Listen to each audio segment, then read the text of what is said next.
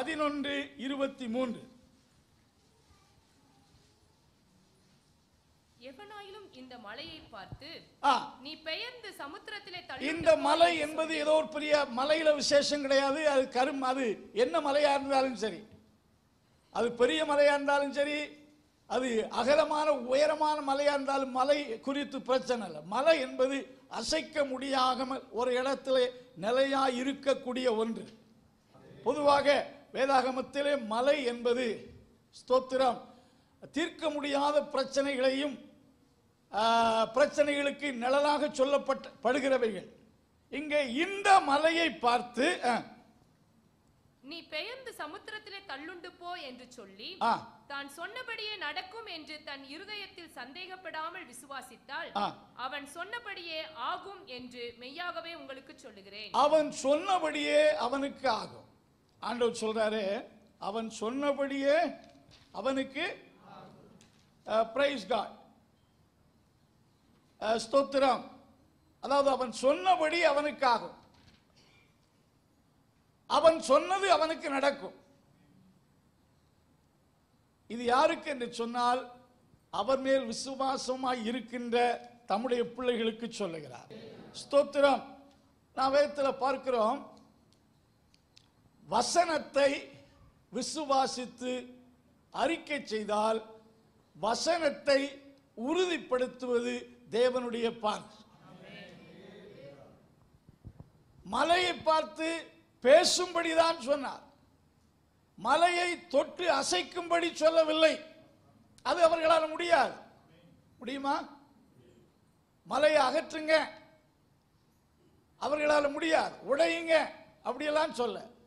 only speak to the mountains.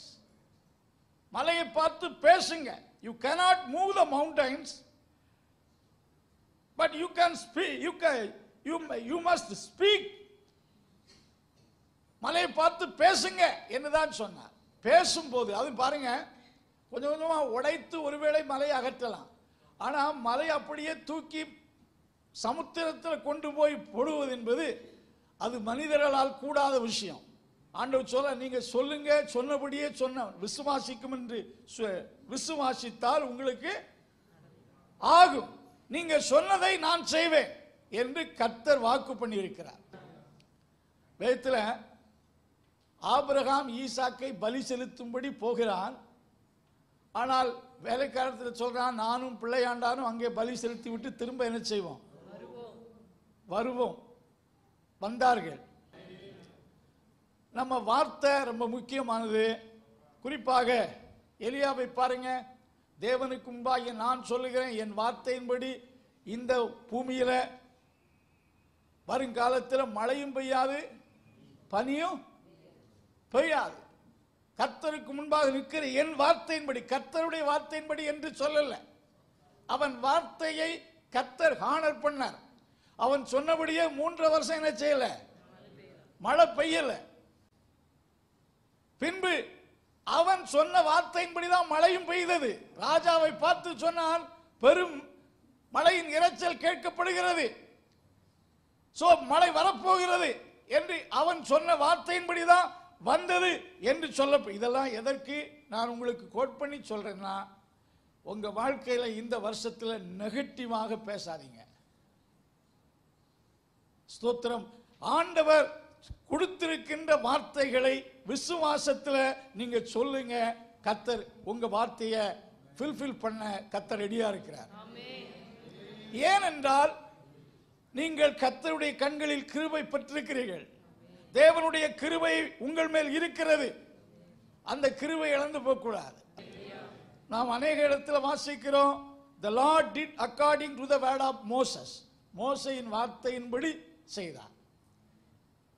யோசுவா ஒரு முறை சூரியனை பார்த்து பேசுகிறார். இதெல்லாம் பைத்தியக்காரத்தனமா இருக்கலாம், but it is the history.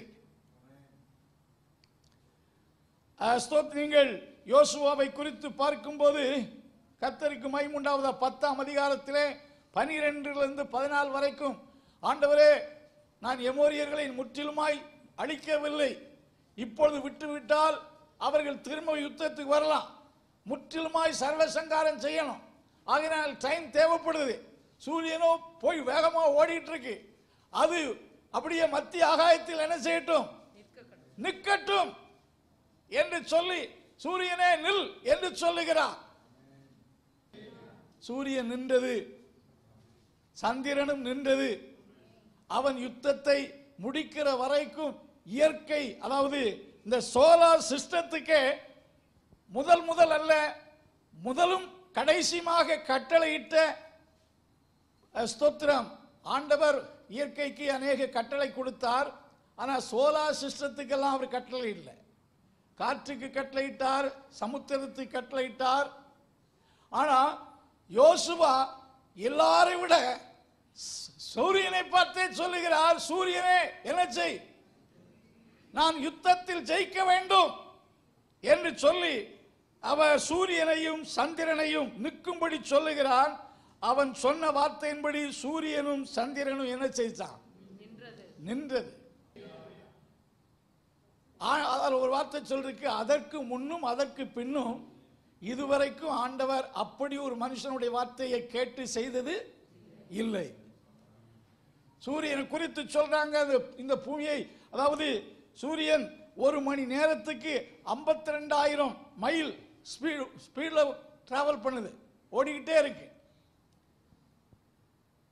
ஒரு மணி நேரத்தில் ஒரு செகண்ட்ல கிட்டத்தட்ட 13 மைல் போயிருது. நாம ஒரு வார்த்தை இயேசுவின் நாமத்தில் என்று சொல்லக்கூடியதுக்கு ஒரு வார்த்தை, இந்த ஒரு வார்த்தை பேசுவதற்குள்ள சூரியன் எத்தனை மைல் போயிருது? 13 மைல் போய் விடுகிறது. அவ்வளவு ஸ்பீட்ல அது இந்த ஸ்பேஸ்ல ஓடிக்கிட்டு இருக்கு, வேகமாக ஓடுது. அல்லேலூயா. இந்த வேகமாக ஓடக்கூடிய அந்த சூரியனும் அந்த சந்திரனும், சந்திரனை குறித்து சொல்றாங்க ஸ்தோத்திரம், 2300 mile. The moon travels at the speed of 2300 miles. அத ஒரு மைல் ஒரு மணி நேரத்தில் அது 2300 மைல் ஸ்பீட்ல போகுது. இவ்வளவு வேகமாய் போகுது. நம்முடைய ஃபிளைட் 400 இருந்து 500 மைல் தான் வேகத்தில் பறக்குது. நம்முடைய கார் எவ்வளவு ஸ்பீடில் போனாலும் ஒரு 100 கிலோமீட்டர் ஒரு மணி நேரத்தில் எவ்வளவு டிராவல் பண்ணுவீங்க? எவ்வளவு ஸ்பீடா கிளச்சை நீங்க அமுக்கினாலும் மதுரைக்கு 1 ஹவர்ல போய் சேர முடியுமா? போக முடியாது. அதுக்கு ஒரு லிமிட்டட் இருக்கு. ஆனா இவ்வளவு ஸ்பீட்ல போகக்கூடிய சந்திரனும் சூரியனும் கூட அந்த வார்த்தைக்கு கீழ்ப்படிந்து நிற்கிறதை பார்க்கிறோம். இப்படி ஆண்டவர் சொல்றாரு, உங்க வார்த்தையை நான் நிறைவேற்றுவேன். அன்பின் கர்த்தாவே, இந்த நாளுக்காக துதிக்கிறோம். இந்த கொடுக்கப்பட்ட இந்த வார்த்தைகள் நம்முடைய பிள்ளைகளுக்கு ஆசீர்வாதமாக இருப்பதாக, இந்த வாரத்தின் நாட்கள் ஆசீர்வாதமாக இருப்பதாக, ஆண்டவருடைய கிருபை யாவரோடு இருப்பதாக. இயேசுவின் நாமத்தில் ஜெபங்கள் நல்ல பிதாவே.